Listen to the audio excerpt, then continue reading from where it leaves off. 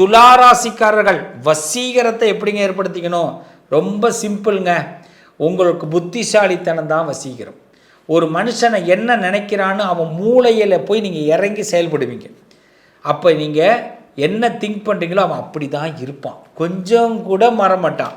ஆனால் யாராவது மாறிடுவான் நம்பி அவனோட பழகாதீங்க, மாறிடுவான் நம்பி பேசாதீங்க. நீங்கள் என்ன நினைக்கிறீங்களோ அப்படியே ஒரு பொம்மை ஆட்டம் சொல்லுவாங்கள்ல, பொம்மை ஆட்டம் மாதிரி ஆட்டலாம். உங்களுக்கு அந்த பவர் இருக்குது, அதான் வசீகரம். அதுக்கு என்ன பண்ணணும்? ஒருத்தவங்கள்ட்ட சொல்கிற முடிவு எப்படி இருக்கணும்? நீங்கள் பேசுகிற விதத்தில் தான் வசீகரம் உங்களுக்கு இருக்குது.